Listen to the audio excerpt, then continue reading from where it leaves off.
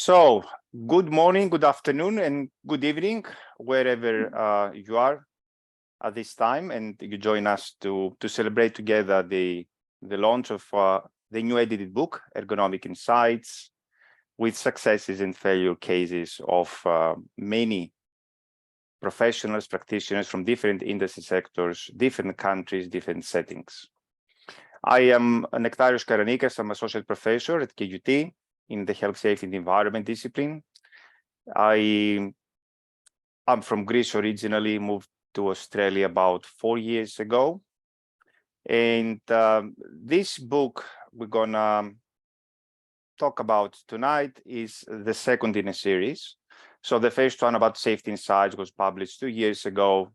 And before sighing enough, like, oh, we did it, we published it, now it's time to relax. Dr. Sarah Pazel from Viva Health at Quebec sent me a message and say, why don't we do something with ergonomics?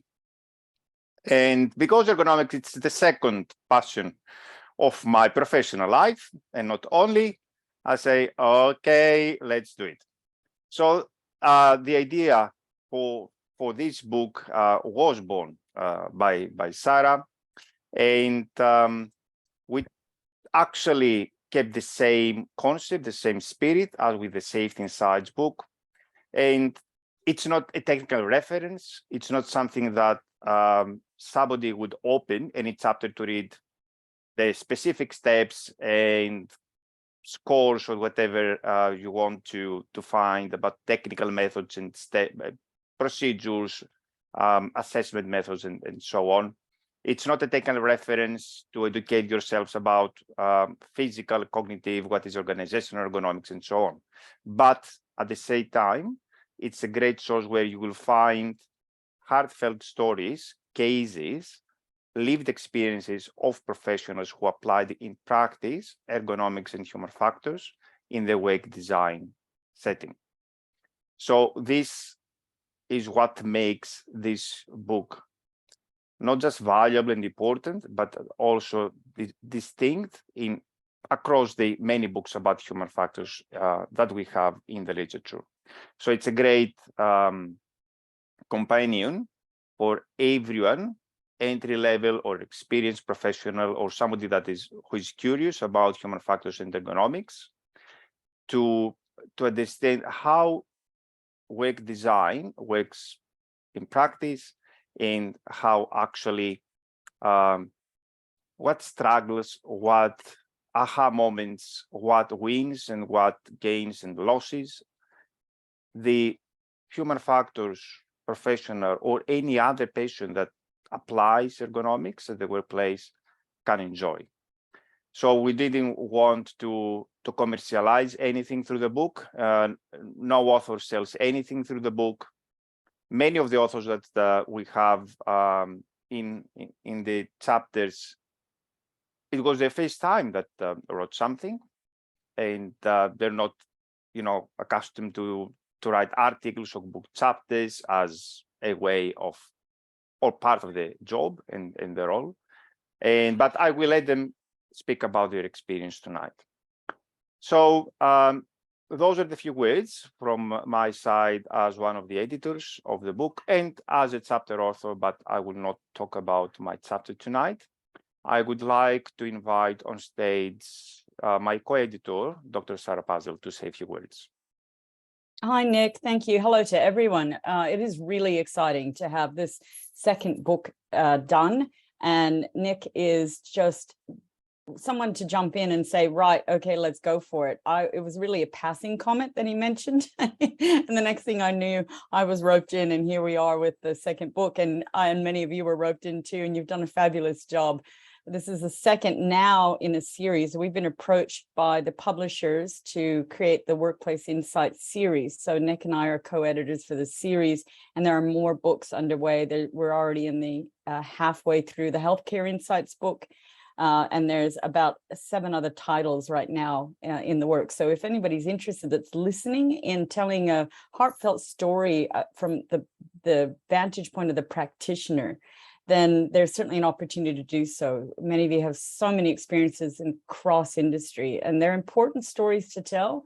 They're the stories about how things really get done. And my background comes from having, 20 plus years in work design in various facets, and being used to being a practitioner and having to get results with clients, and then going through extra studies with my PhD, being confronted by sometimes esoteric theory that seems very much out there, and having to link that back to, well, hang on, how's this really going to work? And I think that's what was really special, Nick, is hearing from all of our authors and understanding about the nuances of personal relationships that happen when you go through a design process.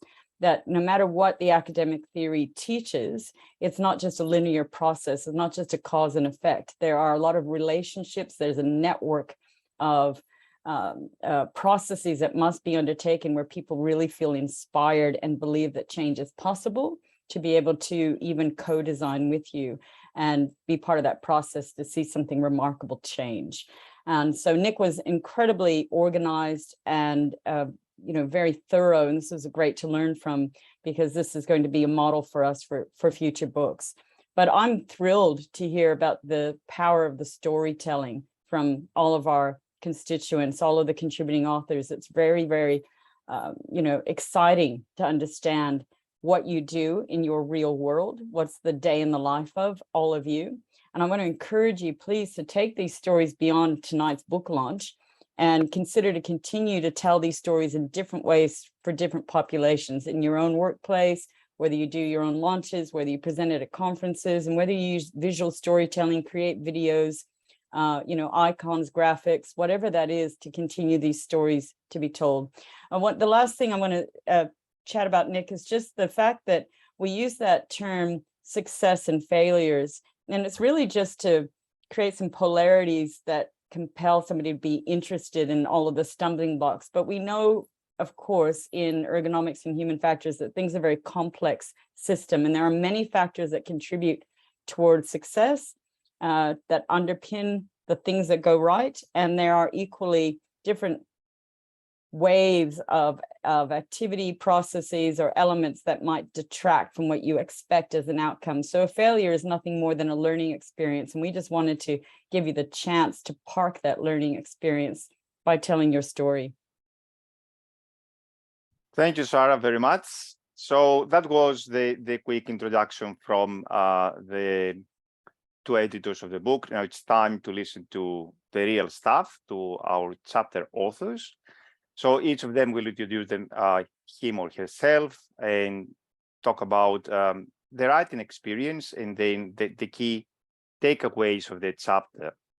It's going to be about 2-3 minutes per author, and then at the end of the session, we'll have an open, forum. If somebody wants to ask anything, we're here to facilitate this process and still learn from each other.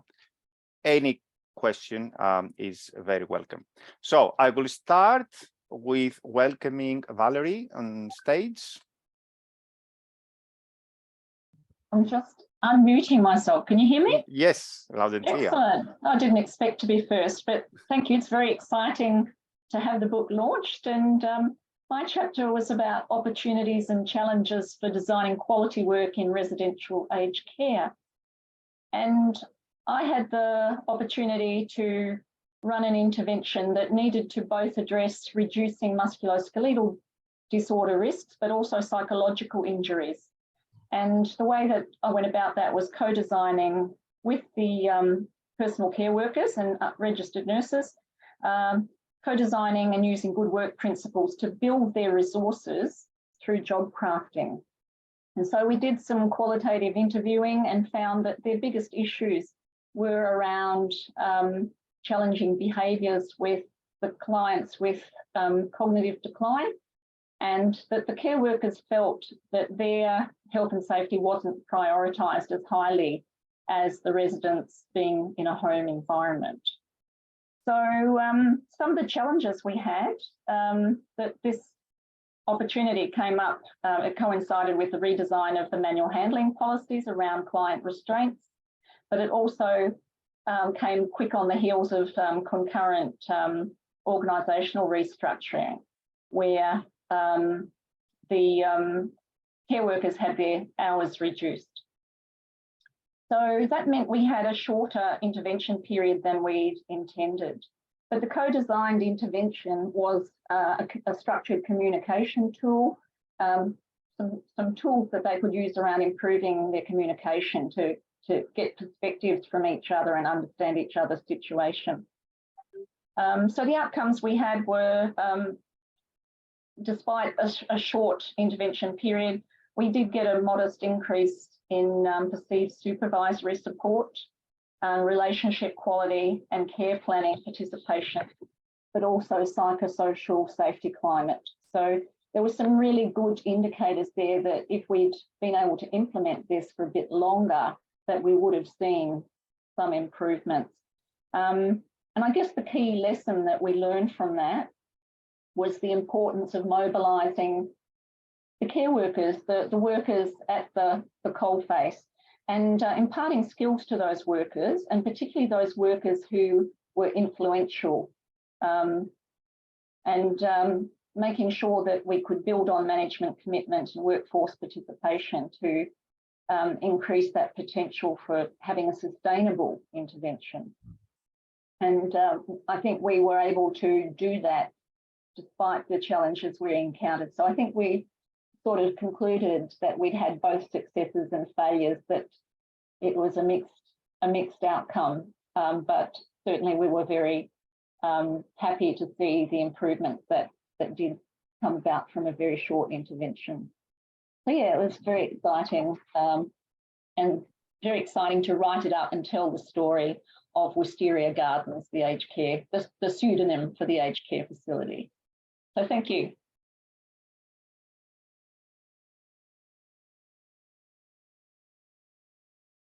You are mute.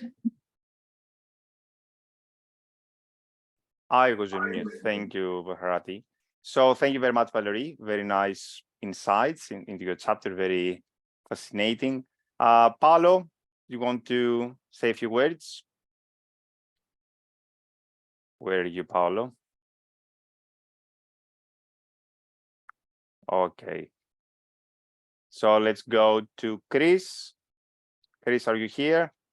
Yep. Hello. Hello. I'm just turning on my warming it up. There we go. Hello, everyone. How are you? Great. So I guess, yeah, a bit about our chapter.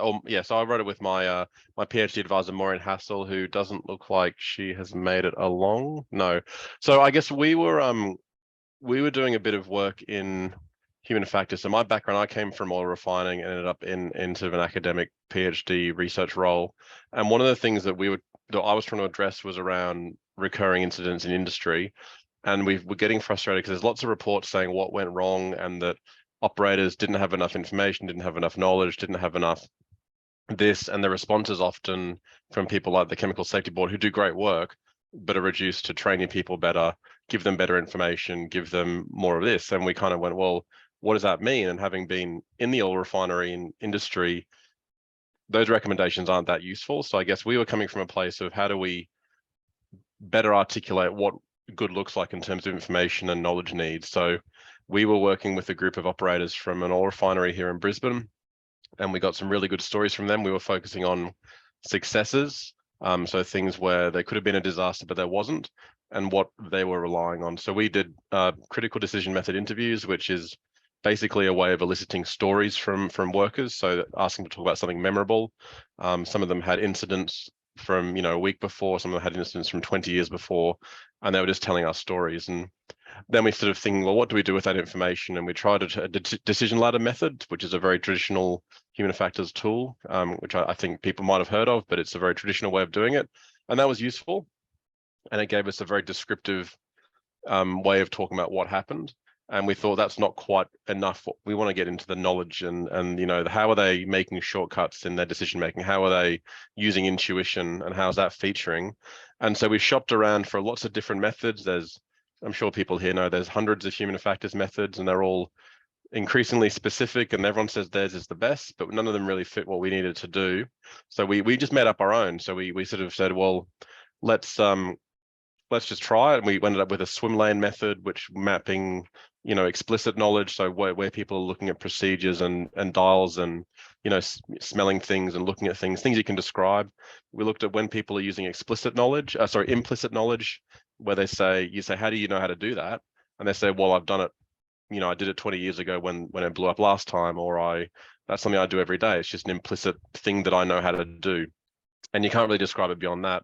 And then we also mapped how people rely on other people's knowledge. So how did you know how to do that? And they might say, well, I've seen someone else do it, or someone told me to do it, or this kind of thing. So we went through that for about 10, 11 different events, and we actually got some really interesting things. But I guess the takeaways from us were, don't feel like you have to use the tools that are there. They're all different, they're all special, and they're all very specific, and they've all got strengths and weaknesses. So we said, well, we're going to use a variety of things. We're going to use the decision ladder. We're going to have a go at making up our own way of mapping things. And for us, I guess the multiple approaches really help. We got different insights from the different tools, and I guess it really, we thought that was a good way to do it. And I guess one of the lessons is, don't be afraid just to make something up if it helps you get the job done. That's what we got to. So thanks everyone. Hope you it's a really good chapter. Take the time to read it. It's there you go. Thank you, All right, Chris. thanks everyone. We need to improvise sometimes. Yes, I agree with you. So Well, that's the Harati, frontline workers. They're the master improvisers, and then we can learn from them, I think. yes. Harati, Yes. your turn. All right. Good afternoon, everyone. It's super exciting to be part of this book about ergonomic insights. I am an occupational therapist and certified ergonomic assessment specialist based in Bangalore, India. And when I heard about this book, I'm like, I have experience, but I don't think I can translate it into a chapter or write anything about it. And I'm sure I have sent a lot of mails back and forth to Nate and Sarah, and they really encouraged me, no, your experience, you can talk about it. And it turns out that this particular experience that I'm talking in the chapter, that's called Connecting Dots for Indian Farm Tractor Seat Design Assessment for Drivers' Comfort. So this is a project that I worked about 12 years ago, and so it was a bit hard to jog memory to be able to write something concretely. But thank you, Sarah and Ned, for giving me this opportunity to jog my memory and to think about, what went right in that product design process and what I could have improved. So it turns out that my client had a very simple ask. It was, can you design a seat that does not give back pain? And it was such a simple thing. And they thought it's some design that you give and there is no back pain for the driver. And so that is where we start out. And I myself have not worked in the automobile sector as much. And so even though I worked on sitting products, but they were not in relation to mobility in terms of interacting with, various controls. And so as I go and see, I have seen Indian tractors all my life from childhood to now. And obviously there is a huge improvement in the current tractors, but the tractor that I was working on had, very basic model that I would have seen as growing up. And it was just felt a right opportunity for me to work. But I was not equipped to know how am I going to help them. I knew intuitively what all is wrong there, but how do you translate that intuitive feeling into a text, a process, or a proper scientific method for you to convey to the team and have them buy into work on much more than what they are thinking. And so that's the challenge I faced. And not having any, like Chris mentioned, not having any kind of ergonomic standard tools which would fit my requirements of me identifying those ergonomic risk factors and convincing about that it is much more than a seat design to meet the comfort of the driver. And so those were the challenges, and looked at many other resources. And like Chris, I also had to come up with my own way of assessing things and putting the various steps in process, and having a buy-in from a client to say that, yes, it's a much bigger project that they anticipated, and would they be willing to work on it. And so after demonstrating the first step, and the success of it, they really felt that, yes, there are many things that we need to improvise. Obviously, as we know, all ergonomic projects, they start out with a very tight budget, very tight resources, and very, very tight skill sets. And so working through all that, and over many months, we have come and finished our first phase of the project, where we could demonstrate and have a working model created out of the plan that we had done. And so that was quite a process for me, because I was very nervous in the beginning. I knew what is wrong, but I did not know how to qualify it professionally, how to make it work. But it all, with the basics of all ergonomics that we know, things can work, and we should never have doubts about what we know about ergonomic design processes.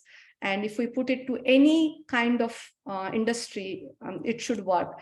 And so my second phase, having this excited prototype, the client felt that they want to go even further and make much more enhancements as the conditions in the markets were changing. And they really had a very high product vision, where things would be more like, climate control, more closed cabins and things like that. So it turned out to be a much bigger project than what I alone could offer.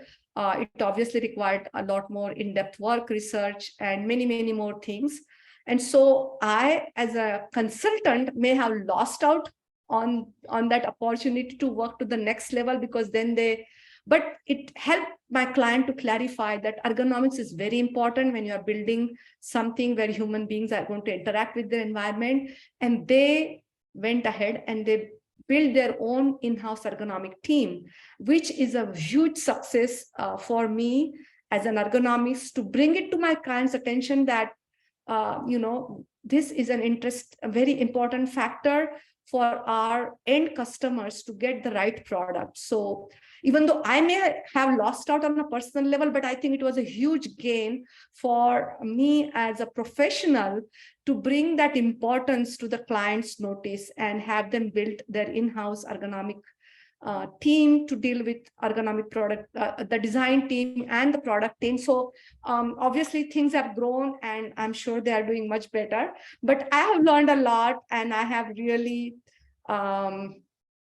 felt very good when Nate and Sarah jogged my memory and say that, let's talk about this experience. So you can read a lot more detail in my chapter, and thank you so much. And I cannot thank you enough, Nate and Sarah, for putting this thing together, edited version of my chapter, and bringing my experience to everybody to think through some of the steps that, as practitioners, sometimes we find them challenging. Thank you very much. Thank you, Farati. You're very welcome. I would just want the next chapter authors just to keep it a bit shorter than that, because we don't have time, for 10 minutes for everyone. So to leave some time at the end for our friends and guests and families to ask any questions. Angie, do you want to go next?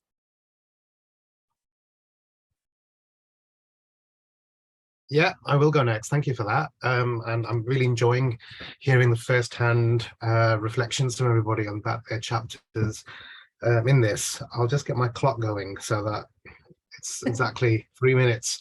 So I'm a professor based at the Adelaide-based campus of Central Queensland University, and I was intrigued by the call when this first sort of came to my desk, and I remember having discussions with Nectarios about it, and we were like, I was going back and forth, I wasn't sure, and finding a story that sort of fit with the brief was, I was vacillating between what I could do and how I could do it, and in the end I managed to find one that was quite an important one to me, and it ended up being quite a cathartic experience too. So unlike most chapters that I've written, which are sort of by the numbers and by the books, if you will, and on the nose, this one was a bit therapeutical. And I'm glad I had the opportunity to actually go through and get my story out there. And so this one is, it's called Tread Softly because he treaded my dreams, reflections on a poorly designed tram driver cab. The anticolon Tread Softly is from a one-verse poem by Yeats, which I would recommend that you read. It's fabulous. And the research itself captured my first experience ever with light rail or trams. And it was about the design of a tram, a cab specifically, that had all sorts of various issues ergonomically with it, but also like from a clear safety perspective, not just like an injury perspective. And it was a political hot potato, which I didn't fully understand at the time, but then I grew to understand. And so to sort of figure out some of these issues, I applied a variety of, tried and tested human factors methods, if you will, observational stuff. I also developed at that time a scenario method, which I've since used quite prevalently, which I applied, which was a great environment to do that. And there were lots of things that I learned from this. There were lots of things that I learned. I'd say the key success factor was that, we did identify and eventually corrected a whole swathe of design problems, many of which had safety concerns as well as concerns for, health and wellness of the drivers. But the main failure was not reading the room. So my inability to actually, at that time, pursue the outcomes that we wanted, but needlessly trampling on someone else's beliefs and experiences, even though those views that I had were evidence-based and quite strong. So I guess my main takeaway is to maintain respect and humility and really do what you can to try to understand and appreciate others' perspectives, which have value and are important and have just as important role as the outcomes that your research itself will end up identifying, and to maintain that through the course of your journey as a researcher. And like me, I'm hoping that most of you also had an equally cathartic experience writing your chapters, because such is the nature of storytelling. Thanks. Thank you, Ajim. Thank you very much. Ajim was the last actually to get on board, and I had to push him a bit because he was a bit hesitant in the beginning, but I'm very glad that he actually contributed very nicely. It's because you were my therapist, Nectarios. That's what happens. There's always gonna be a pushback. Thank you so much. Let's go to Brian. Great, thank you. My name is Brian Thorman. I'm a Senior Human Factors Advisor for Queensland Rail, and my story is not related to rail at all. So why contribute to the book? Just met Nectarios luckily a few years ago, and we've kept in touch and have done some interesting things, and he mentioned that this was happening, and I thought there was a story from my past when I was just a baby safety person that I thought would be quite relevant. The experience writing was actually really fun, so it was interesting to try to put your own story back into your writing. So many years of writing research papers or technical reports, and just having an opportunity to share a little bit more of a personal story and to get to reflect on an event from before is actually really, really sweet. My chapter was, I suppose, just a classic work story where there's goal conflicts between your managers, and there's an underspecification on work, and some poor person down at the coordinator level, that'd be me, just gets assigned a task without really knowing the breadth of organizational impacts that there would be, and then failing completely and miserably. But having such a complete failure where all of your frontline staff are like, this intervention is never going to work, there is this wonderful, in this particular case, kind of opportunity for everybody to kind of acknowledge that and then work together to start iterating design and actually applying a more reasonable process at every level of the organization, and coming out with a really happy outcome and a really successful outcome in the end. It was all about incident reporting. You can read the chapter at your leisure. I kind of think the big lesson for me is to not focus so much on the outcome, but the process. Like once we applied as an organization, just following a decent design process, stakeholder engagement, problem definition, solution over and over, and iterated that, we were much more successful in the long run than where we were very outcome focused in the beginning. Yeah, and I'm just really grateful for both Sarah and Nectarios to give me this opportunity. Thanks. We thank you, Brian. Thanks very much for supporting this project, this book.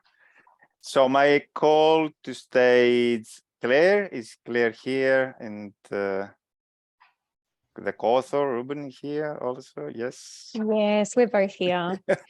Rubes, will you go first? Is that your preference? Maybe you can tell the story first. Are you sure?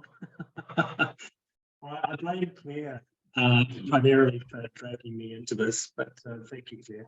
I've had the opportunity to work with Dr. Claire Reeves previously, and while we're both working with a consulting company, the Paul Kane, and it gave us a really good opportunity to talk about a scenario where there was both a very good outcome and quite a negative outcome as well. And again, like Angela, was a very cathartic experience in a way to actually write about it. Basically, it was about challenging the norm, trying to walk the talk, and utilize very much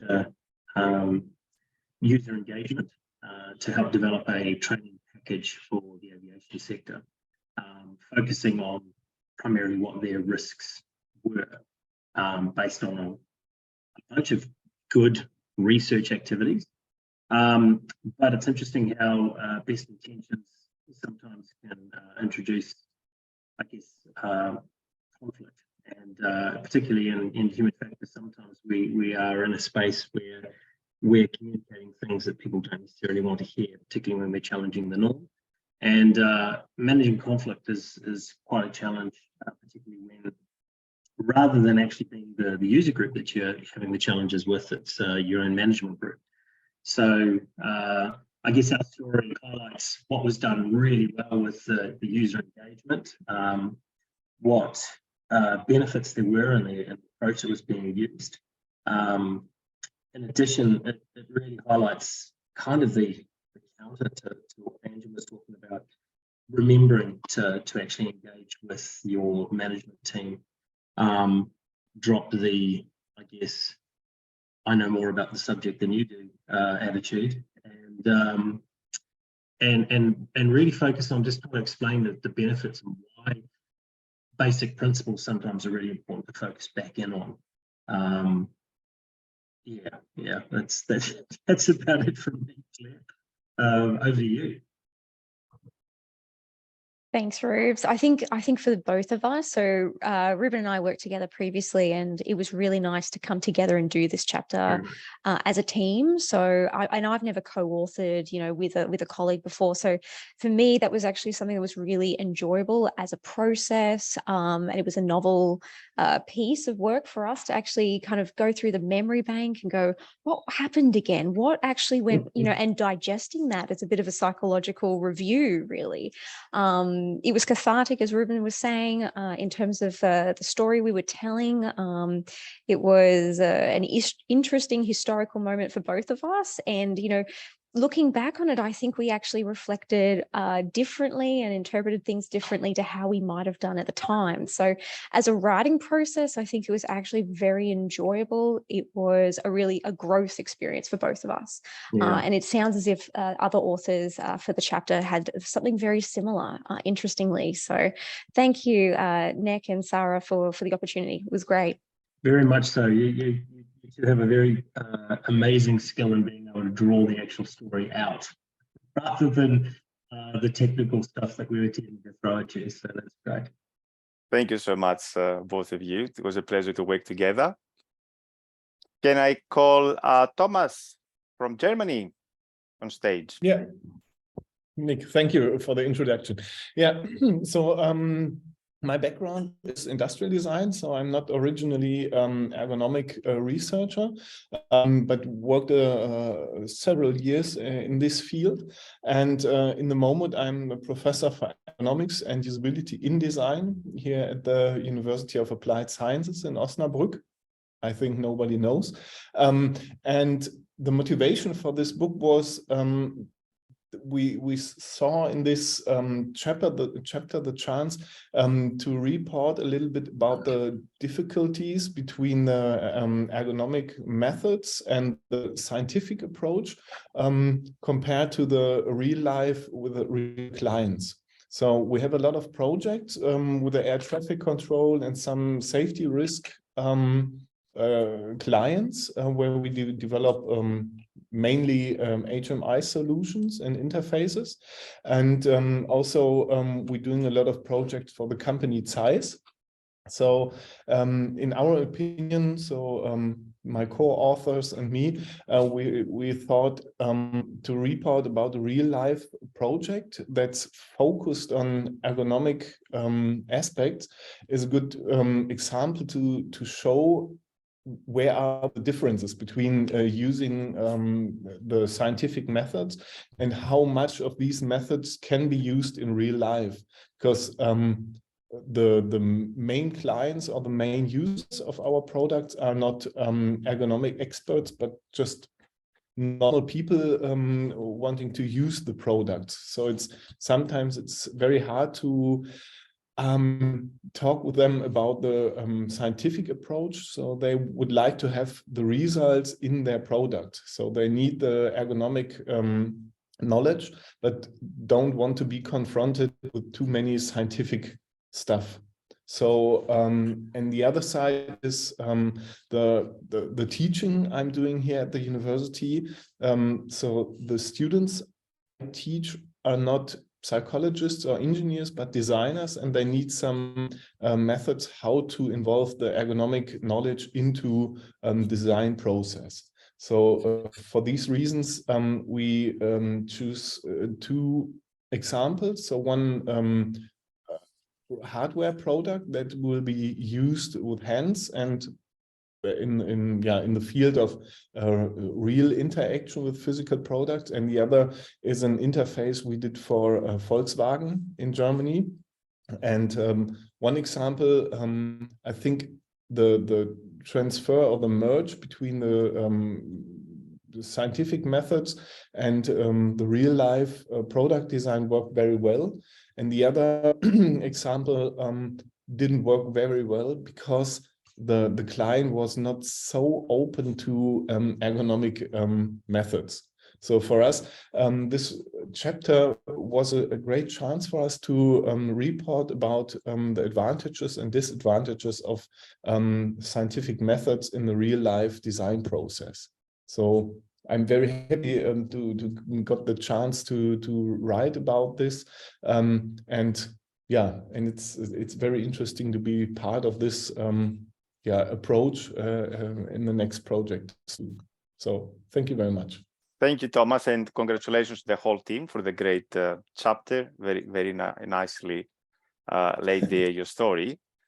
Roth, where is Roth? Are you here? Yes. Yes. Thank you. My name is Ruth Stuckey.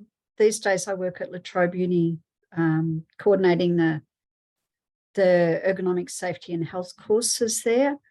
Our book chapter, I wrote mine with Philip Meyer, who's also here, I think, yes. Philip and I studied ergonomics in 1982. We graduated, and then we spent about 35 years doing consulting work together. Philip, pre our ergonomic studies, worked as, well, and post, but was an industrial designer. My background at the time was as an occupational therapist, and that combination worked really well together in applying ergonomics. And over the next 30 odd years, we did consultancies in all sorts of places, and we always talked about writing them up. We also worked with lots of students, both in ergonomics courses, but also in industry. We did a lot of work with teaching skills for workers in industry.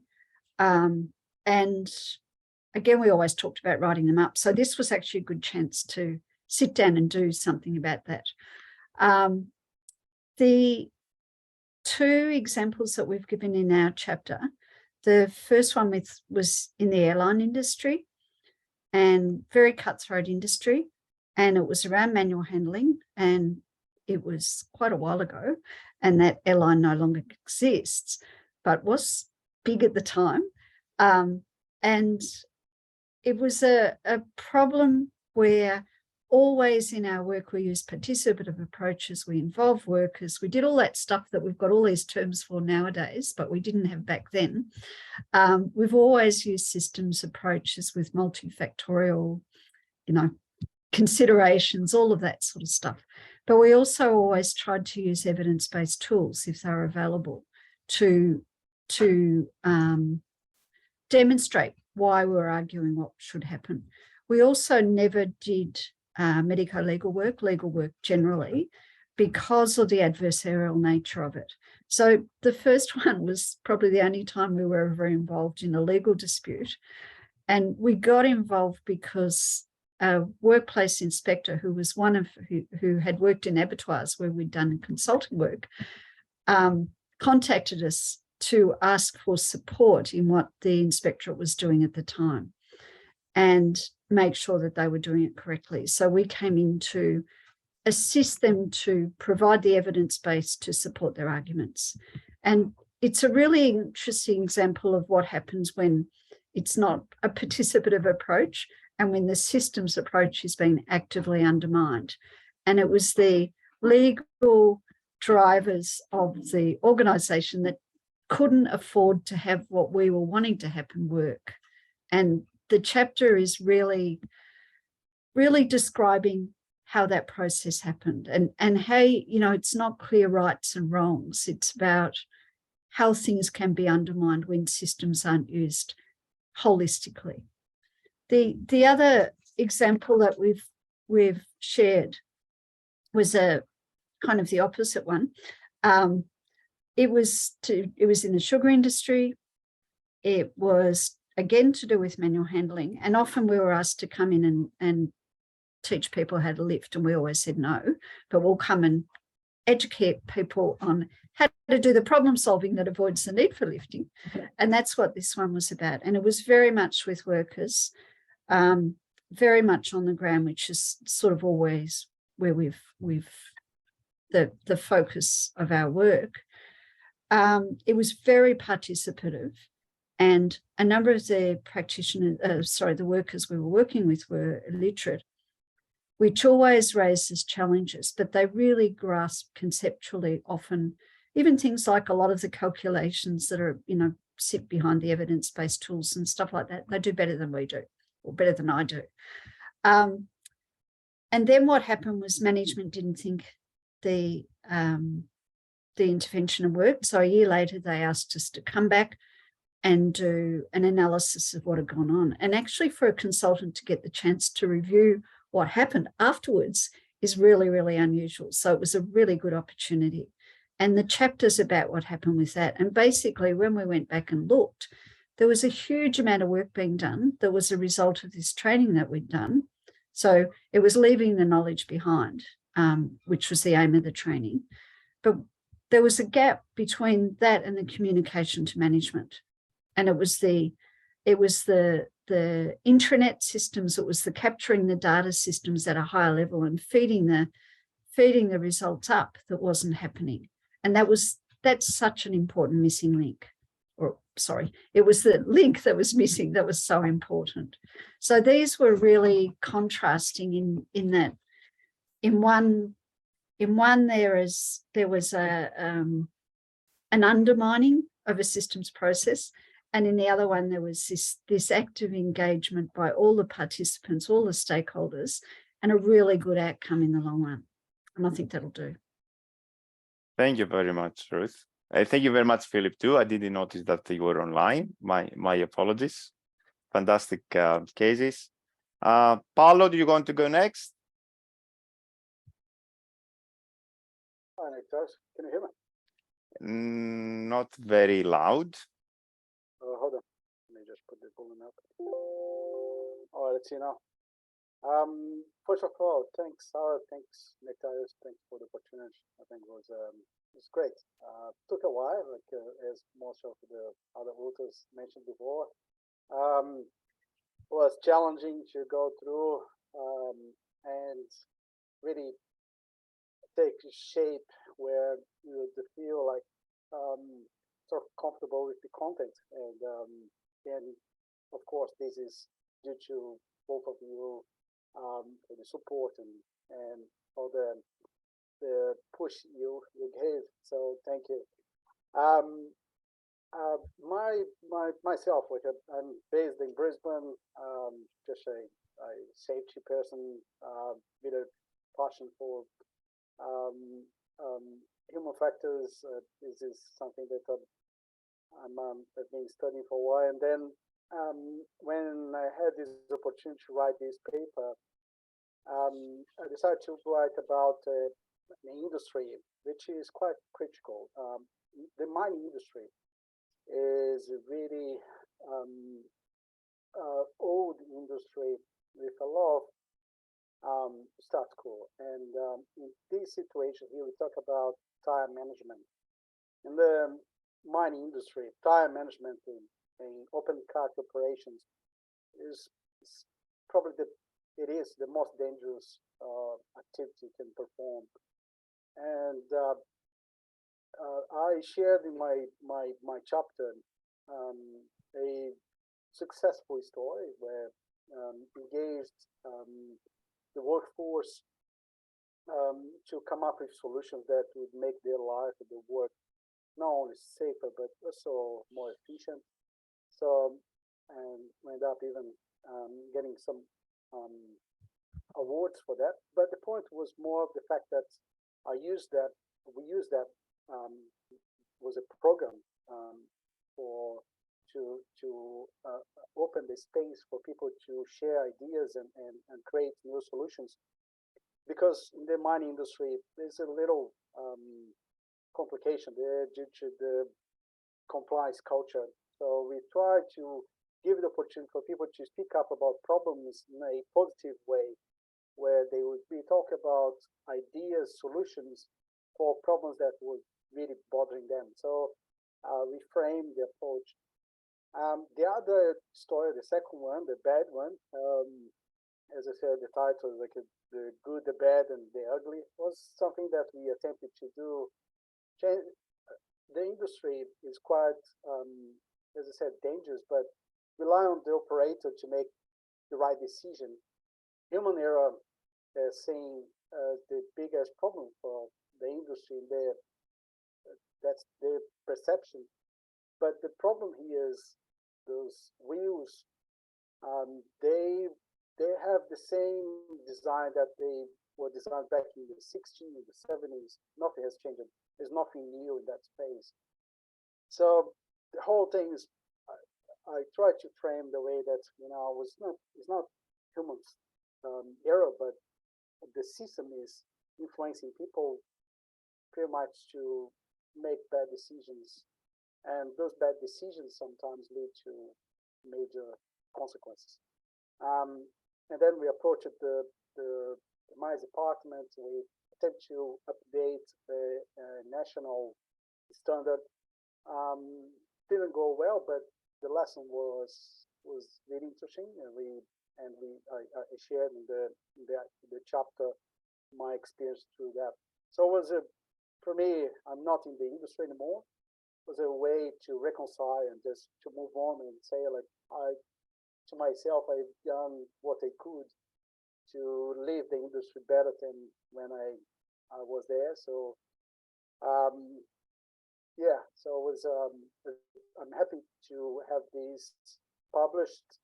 Not many people have published about this subject, so I hope I hope other studies and this perhaps can trigger other people to take the standard and really update and push the change they need. That's what I can say. Thank you. Thank you, Paolo. Very insightful. And yeah, I'm not aware of what's going on in the mining sector, and but I'm sure you made an impact, a good impact, knowing you personally. And Keith. Evening, folks. Keith from Brisbane. I did my topic on managing overweight and obese people in the workplace. Pretty problematic stuff.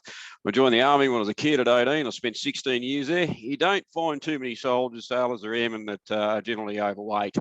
But when I got out and went into the real world of mining and construction, that sort of thing, it became quite problematic for me. And it can be simple as a person's too heavy for the office chair, or a worker's too heavy for the harness for working at heights, those sort of things. So how do you deal with it? My contents looked at around what's the recruitment process right at the start when you're onboarding your people to make sure that they meet the minimum standards that's required to join, so they're not overweight or not near that boundary. Has a company got systems and processes, their rules for racing, what's that look like? Workplace initiatives could be a fruit salad bowl on a crib hut instead of meat pies, something like that. Health plans could be around dietitians or nutritionists, and what do people have access in relation to that from the company perspective. Anthropometrics in equipment design. So what are the designers doing out there to accommodate people who may be overweight, or they're just tall, or they're short, or whatever the case may be. So where does that sit in the grand scheme of things? When all of that doesn't work and it all sort of goes pear-shaped and things are at a loss, then what do you do with that worker in terms of performance management if they need to be moved on because they can't meet a certain weight range? Or what's the legal position? Where do you go in terms of your jurisdiction around litigation, common law, case law, that sort of thing? So that's my chapter. That's as quick as it needs to be. I hope you enjoy the read. My big thanks to Nectarius and Sarah. Well, Sarah, this is the second book for me. It's pretty cool and awesome that you can go and grab a book and your name is in the contents page. I've not had that experience before. So awesome, man. Thank you. Well done. Thanks for the trust, Keith, for the second time. Thank you so much. Jenny, are you still on the phone? Yes, I'm still here. Yes. I'm here. Can you hear me okay? Yeah, yes, we can hear you. Oh, good. I'm Jenny Long. I wrote a chapter called, written here, Designing a Visually Comfortable Workplace. I started my career as an optometrist and then I retrained as an ergonomist. And one of the most common questions I've been asked over the years is, how did I make that transition, both from optometrists as well as from people in the health and safety, in the ergonomics and safety realm. So I saw the advertisement for this book and the call for chapters, but I didn't respond straight away. And I got an email from Nectarios inviting me, and I went, oh, okay, I'll do it then. I was in two minds about doing it, but in the end, I decided to reflect on my career over 30 years and discuss how I had made that transition. And I used two broad case studies, one on designing visual display interfaces and one on being part of a design team to design control rooms. And I didn't give a specific case study like most of the other authors have, but I took the key learnings and made generic case studies based on many different projects that I'd been on, because many of the same issues kept cropping up about communication and battling egos with working with other professionals or other people on the team. And when I say on the team, like I'm talking about a broader team of people where you might be working with project managers, anyone in the building design realm. And so for me, like Anjum initially said, being cathartic, yes, it did become a cathartic exercise. It was very good reflection exercise for me to look back at my career over 30 years and not just give the nuts and bolts about, oh, I did this, I did this, I did this, to transition from one career to another, but to talk about the soft skills that I needed to learn to be able to make that transition. So I did enjoy the process. I was surprised that I would enjoy it so much. Writing more personally about my work rather than writing just about the technical aspects was a challenge at first, but once I got into the groove, it was fun.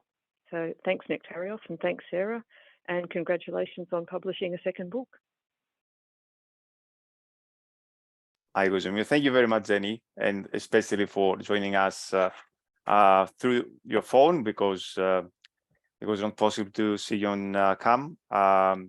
So that's, I think, the whole list of contributors. Here is somebody else that I missed. I don't think so. I checked the list of attendees like 50 times to make it sure. Now, yeah, we're a bit late, but we can, I think, afford 5-10 minutes if somebody would like to make a comment about what you heard from the authors, to ask any question you want to any of the authors. Just to keep it controlled, if you can just click on the reactions on the bottom right of your screen and you just click raise hand, it would be great, just to make it easier for me to facilitate the process. So if somebody, I don't see any hand.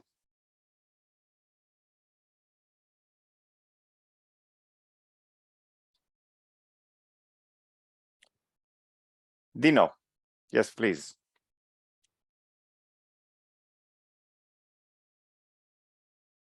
Hi, Nectarios. This is very interesting, actually, from my point of view. I'm coming in as a complete outsider in some respects, but I think the idea of a book which demonstrates experiences is actually quite instructive. And I'm just hoping that somebody will do the same thing for hygienists, because I'm sure they have very interesting stories to tell and maybe some overlaps in terms of professional engagement. Do you know Zefan from Singapore, from the Institute of Ergonomics and Hygiene? I met him in Bali, actually. So he's yes.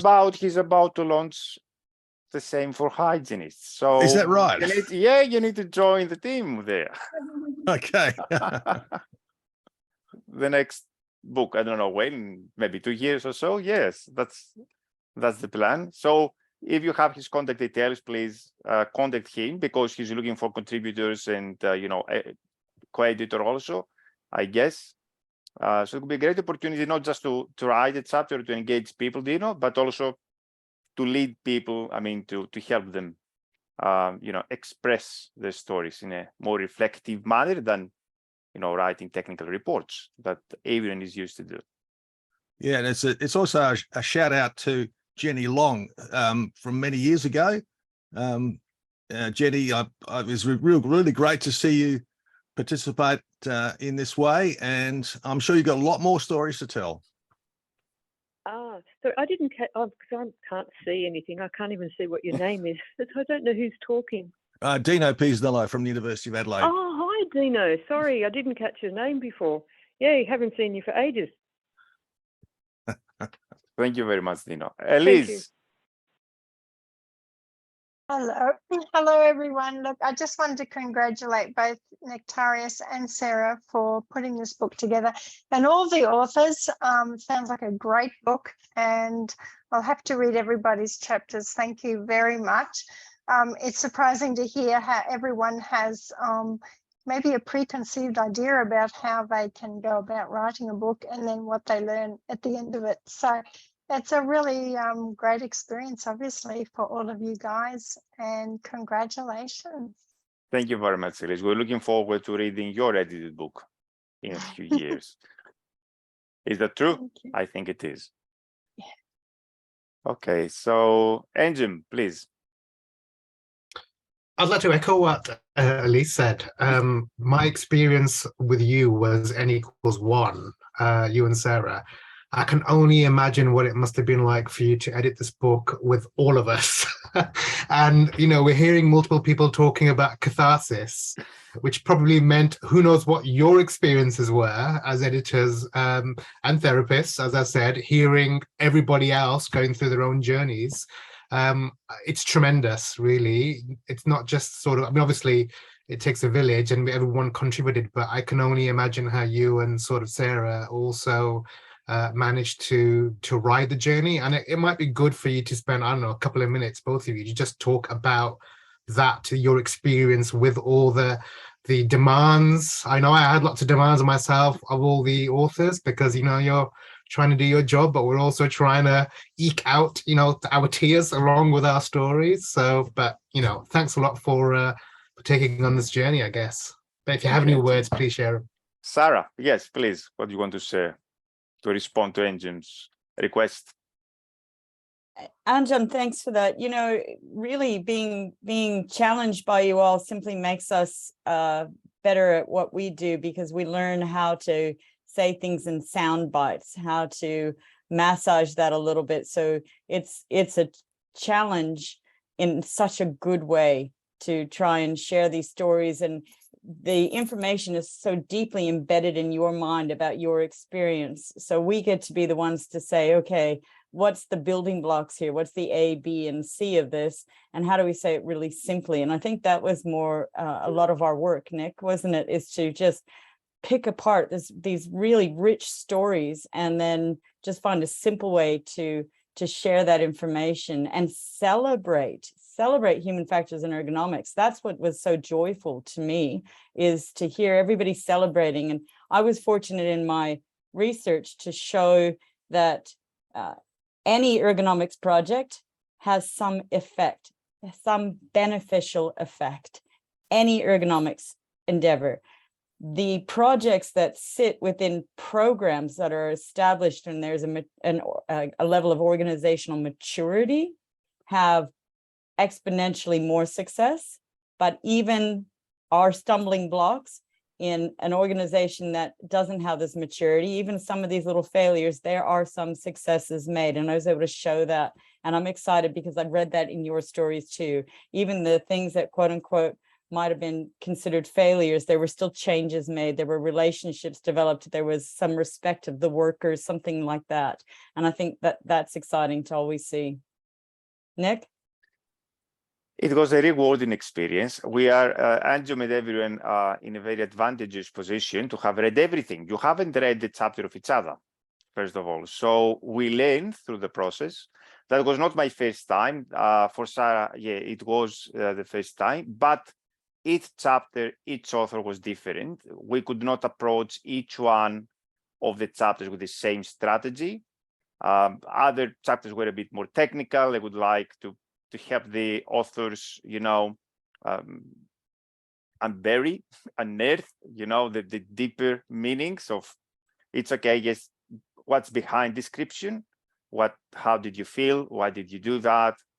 And some of the authors were a bit more reserved to express themselves in a clear way. And we say, nobody's here to judge. We're not writing to be judged.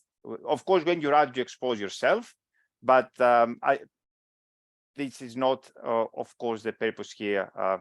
Whoever is going to read this book to point to the author for any failure or success, but to understand the context, the system, how things contributed all together to make it happen. So, and you were a difficult author, yes, I must admit that. The most receptive authors of the chapter authors were the ones without a writing and authoring experience. Yeah, that's interesting, Nick, isn't it? Because we were asking people to speak very raw, very real. And oftentimes, if you were an experienced academic, that's much harder to break down those past habits and expectations around writing and go back to just tell us a little bit about you. What are your reflections? Who are you? What has even influenced you to be interested in human factors and ergonomics, right? So what's compelled you to pursue these types of activities. So why should it interest anyone else? And go back to that raw, visceral kind of interest in design. Yep. So just a last comment. I didn't feel overwhelmed because the pacing of helping each author with the chapter was quite spread. It's not like we had to work on 20 chapters at once. So my worst moment while editing the book, it was creating the index, which I haven't done before. I had no idea how to create an index. I think I spent 3 working days to figure out how to make an index. I guess it's good. We'll see. So on this note, we are already 7 minutes over time, or at least the planned time. I would like to thank everyone. I will send to everyone who registered the link with the recording, if you want to keep it for your records, and the link to for the book for the ones that haven't purchased that already.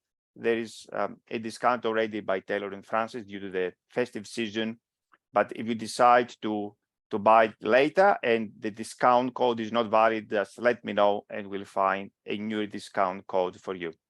So a good day, a good afternoon, good night, wherever you are. To everyone, thanks very much for celebrating these exciting moments for all authors, all contributors to this book. And see you later, I will say, in Australia. Thank Cool. you. Thanks, everyone. See you later.